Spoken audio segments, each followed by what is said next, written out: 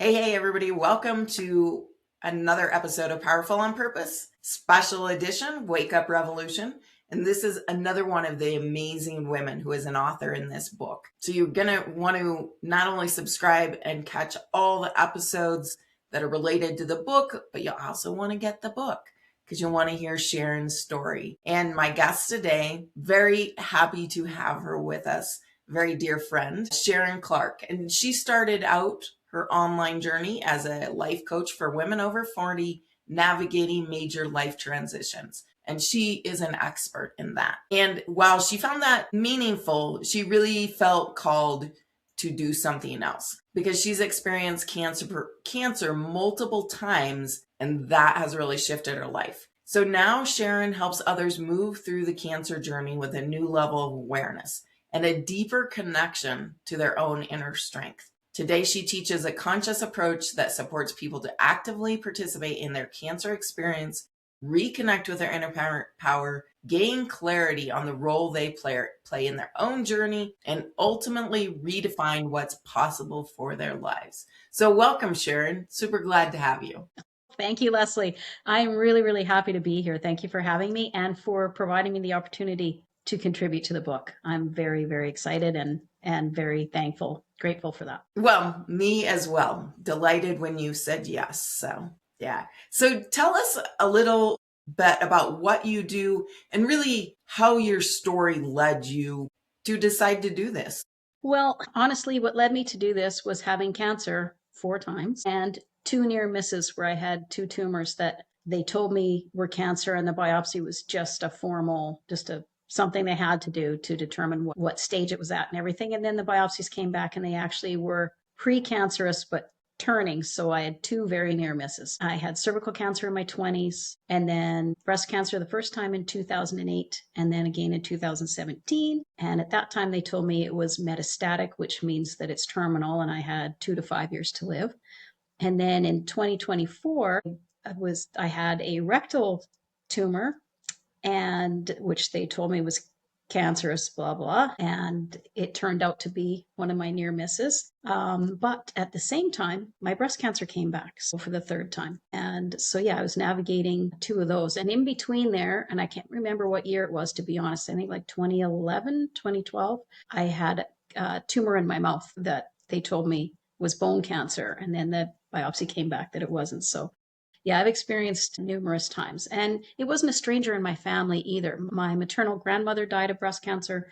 Both my parents died of cancer. My sister survived ovarian cancer, which we're all very happy about. And my niece, my other sister's daughter, my niece, she survived breast cancer. So yeah, so lots of it in the family. But here's the thing. Cancer was the door. That's what set me, what was behind the door set me on this path. And before all of this, I was fascinated with the idea that consciousness shapes your reality. Where your attention goes, energy flows. What you believe, you receive. I studied it. I read everything I could get my hands on. I was practicing meditation, but I didn't have an opportunity to prove to myself that it worked. In little ways, I could prove that it worked, but I didn't have the opportunity to prove to myself in a big way that it worked. And then came 2017, a terminal diagnosis, and suddenly it wasn't philosophy anymore. It was survival. Yeah, that's what got me on this path was putting that into practice. And how that happened was after my prognosis, I went home and I got really mad at the universe and said, I reject this reality. The air turned blue for about 10 minutes. I was just angry. And then I said, forget it, come up with a new plan. You've got 10 days, figure it out. I will not accept this. And then I spent 10 days quite angry and self-medicating, not proud of that. I'm not advocating alcohol as a coping mechanism, but I'm very honest about my journey. And 10 days later, I got a diagnosis that it wasn't metastatic, that it was very aggressive, but it was treatable. Wow. And in that moment, I realized the universe got the memo. And that changed everything. Not just my diagnosis, but everything in my life. It changed the way I saw myself. It changed the way I approached my life. It changed the way I understood what was actually possible when you refuse, when your core belief is that you refuse it no matter what anybody else is telling you. That's when it changed. And that's when your transformation, your cancer, your transformation was born, even though I didn't know it yet. Sure, sure. But it was that moment where you saw that, I think you alluded to that, right? That possibility. And this was real proof. And now that journey of how do I take that and help other people through this? Because there's certainly, not having been through it, but I can't even imagine the toll it takes on your body stress wise, but then the physical, right? The chemo, the radiation, whatever path you choose, all the treatments are quite aggressive. Yes, yes, they are. And I mean, also mindset has a lot to do with that. And in my situation, I'm not saying, but I mean, they've proven that if you go in there with a mindset that you're not going to be sick, it's less difficult for you. And I mean, I was sick, yes, but I didn't have any food aversions. I had, blood infections and a whole host of things. But my mindset, I just kept very strong and very positive. And the doctor said that helped me a lot in getting, because the type of chemo I chose, I had two choices. One that was really easy peasy. It was going to be about 8 to 12 months, but it was a cakewalk. And the other one was very hard, very toxic on the body, much shorter period of time, like 4 months, but most people didn't make it through. Their body just couldn't adjust. And with the first one, you could have a heart attack at any time in your life after, like 20 years from now, you could have a heart attack or whatever. And I didn't want that. That possibility was not something I was going to embrace. And I said, that's not even on the table. I will not explore that option. And they said, well, if you can't make it through this other one, we'll give you that. We'll double back. I said, don't worry, I'll make it. Right. And I did. There was no way I was going to the other option. Just that wasn't an option. Yeah, exactly. And yeah, so setting your mind to the results you want, and then what are we going to do to get us there? Right. Exactly. Yeah. Yeah. Very cool. So then I'm assuming also as you move forward, you made changes to incorporate more of these modalities in. I know you've taken training in multiple different modalities as well. Yes, absolutely. And that's how I became a life coach for women. I took very extensive training in neurolinguistic programming, positive psychology, and root cause coaching and timeline therapy, and couple that with meditation. And you really have a recipe for calming, inner calm, finding your center, and being able to navigate difficult situations with a sense of clarity and a sense of peace, and knowing that really your consciousness plays a huge role in your outcome. And if you're consciously aware of how you can change your own situation, that changes everything. Absolutely everything. It restores the power balance. You realize that you are in control and that you participate. And yeah. Yeah, very cool. So how would you say your lived experience has shaped the way you lead today? Well, everything I do comes from something that I needed and I couldn't find. When you're sitting with a cancer diagnosis, especially a terminal one, the medical system addresses your body beautifully.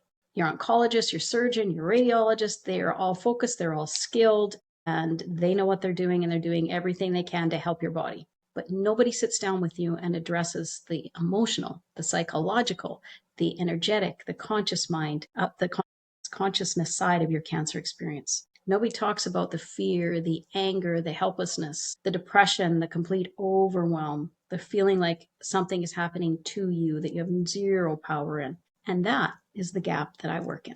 Your cancer, your transformation is not a replacement for your medical team. Don't get me wrong. I'm not a doctor and I'm not offering cures or guarantees. What I'm offering is an expanded approach to treatment, supporting you with tools to help you shift your perspective, build a stronger internal belief system, move through your cancer experience with more clarity and more confidence that shifts what you believe is possible. Because we also have to shift our mindset on when they tell you that you're dying, you have to shift that to no, there's another possibility here. So we have to, I also help them shift their belief in what is possible. And that allows them to see the role they play in their outcome. I know what it's like. Like the other thing I bring is something that no certification can ever give me. I know what it feels like to have major surgery. I know what it feels like to be given that terminal diagnosis. I've sat where my clients are at. I had major surgery in June of 2024 where I couldn't sit down for 8 weeks. 5 weeks later, I had a mastectomy and I couldn't lie flat for 8 weeks. So I had 3 weeks of not being able to sit up and not being able to lay down. It was picture a yoga pose from hell. It was, I had to get really creative to get comfortable, right? And yeah, and in pain from both surgeries, still trying to heal from that. And so here I am held together by surgical tape and stitches and just a warped sense of humor. But And so, I think there's something lovely about being able to laugh about some of that, right? Because, absolutely. yeah, I'm sure there's plenty of times where you could not find the humor in it. Well, and that's the other thing too. I know the moments when it's not funny at all.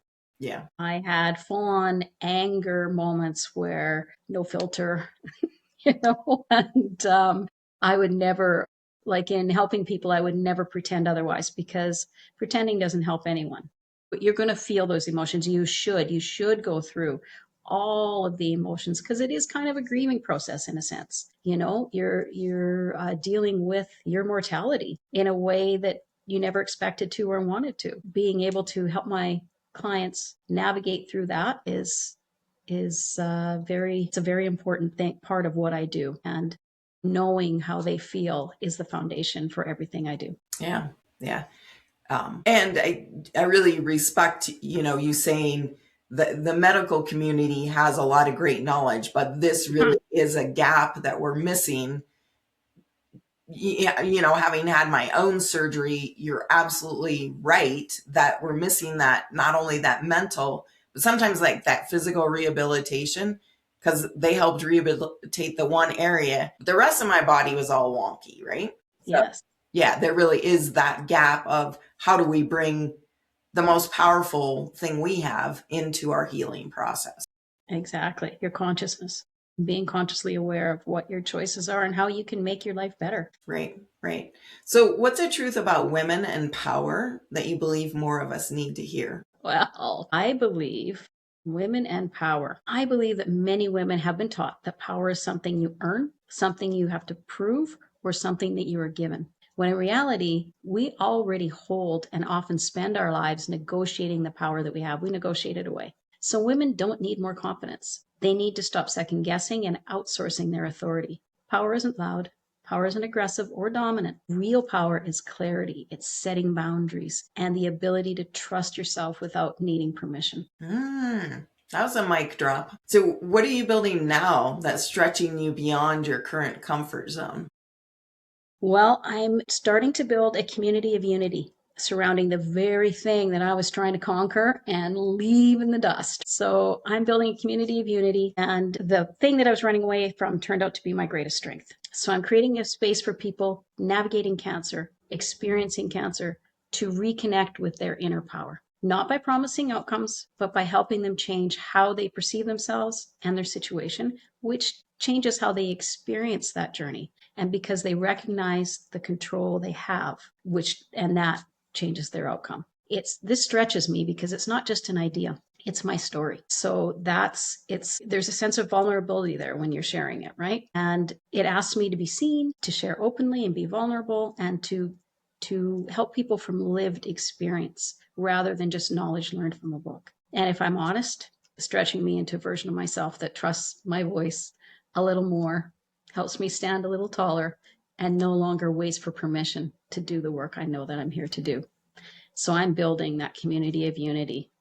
And I'm also in the process of developing a proposal to interview 100 healers, 100 holistic healers and practitioners with the intention to create a unified, supported global network of healing for those experiencing cancer. The community would foster collaboration and referrals among its practitioners while also establishing a shared support fund. So, where a portion of each healer's fees contributes to a collective pool that can be accessed by individuals who may not otherwise be able to afford these services. Those will be some of the lowest times in a person's life, and knowing that there's some holistic healing to do. I'm not saying to replace the the traditional cancer treatments. I'm saying you do it in conjunction with.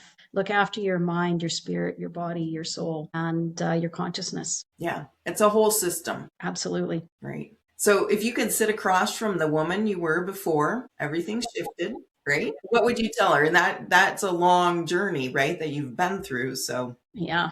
Well, I'm very direct. So I would sit across from her and look her right in the eyes. And I would say, you don't need to hold it all together. This is not the end of your life. It's the beginning of living and seeing it differently. You're going to be scared. There's no way around that. But fear doesn't mean that something's wrong. It means that something is changing. And you're going to find a kind of inner strength that you didn't even know you had. And not the kind that fights, but it's the kind that knows, the kind that doesn't panic, the kind that trusts even when things are at their darkest. And you're going to be okay. Maybe not in the way you expected, and probably definitely not in the way you expected, but in a way that's deeper and truer and more powerful than you can see right now. And one day, this thing that you're experiencing right now that feels like it's trying to take everything from you is going to be the very thing that shows you who you really are. right. Mm-hmm. Yeah. And who you are is beautiful and powerful. I was going to say, yeah. We all are. Yeah. We all are beautiful and powerful. Right. And testimony to having the grace to allow that peeling of the onion and be vulnerable. Oh, yeah. Yeah. And just embracing. You have to, for me, from my experience, I had to embrace every part of it. Because if you try to, I'm just not going to think about that, or I'm not going to experience it, I'm not going to let myself emotionally feel it, then you're going to have a lot more to overcome as the journey goes along. You've got to embrace each part. As you know from having surgery, I mean, it's difficult. Like you say, the recovery and the physio and going through all of the after things. And that's why I'm going to develop a retreat called Ring the Bell Retreats, which my lovely friend, my amazing friend, smart friend, Leslie, gave me the idea for the name Ring the Bell Retreats, because after you have radiation, you get to ring the bell, because surviving that is a feat in itself. And it also ties in with my brother-in-law, who we just recently lost to cancer. His last name was Bell. So it's beautiful. And Leslie just intuitively knew. So that's the other part that no one talks about, is what happens after. You've been living this, and it's literally become your life, your focus, you've got appointments all the time, you've got treatments, how do you start to live again? And how do you become secure in the knowledge that it's okay? Because one of the things that happens is you're tested all the time. Has it come back? Is it coming back? Or is there a recurrence, a relapse? Is there anything else? Do you have any infections? Do you have, and then one day they say, you're good. See ya. And you go, what? Wait a minute. I'm losing my security blanket. Where did that go? I need some safety in my life. So then you have to learn how to navigate life after cancer, and setting up retreats and having, holistic healers and speakers, people who have been there and have found, different ways that help them cope and help them feel secure in the knowledge that not only they're going to survive, they're going to thrive. And welcome to the new chapter in your life. There you go. Exactly. Exactly. So you kind of told us a little bit about what you're building now, but how can people step into that with you? How could they, if they were interested in, joining the community unity? Well, I have a website that was from my ladies life coaching. It's currently called yourtransformationcoach.ca. And I'm transferring that over to Your Cancer, Your Transformation. And I'm creating a Facebook group called Your Cancer, Your Transformation. And that's where everything's going to begin. And all the other social media platforms that I create will be on my website when they get created. So this is early stages, but it's my passion. And I know it's what I'm here to do. Absolutely 100%. Yeah. I feel it in my bones. I love that. Well, such a pleasure to have you here. I'm so excited for this new path. I think it is what you're meant to do, because you're glowing when you talk about it, and just a sign, right, that this is really to take that experience and now change it for good and help other people move through it. Absolutely. Absolutely. Like I say, there's a gap there. that people need help with. And I want to help them on every level, emotionally, psychologically, physically, spiritually, consciously. Let's move through it together and make your cancer experience the happiest it can be, because it can be. It can be. There's happiness to be found in every day. I actually bought myself a t-shirt that said no bad days. So when I felt sorry for myself and like, oh my God, I hurt, I'm this, I'm that, and I would just put it on, look in the mirror, and I repeat it. No bad days, no bad days. What's the good that I can find today? What the hell can make me laugh today? So I'd go on my quest to see what could make me laugh. Exactly. Yeah. Yeah. All right, folks, be sure and subscribe because you don't want to miss any more powerful conversations with women like Sharon who are using their story to not only build a business, but change the world. And make sure that you look out for Wake Up Revolution book.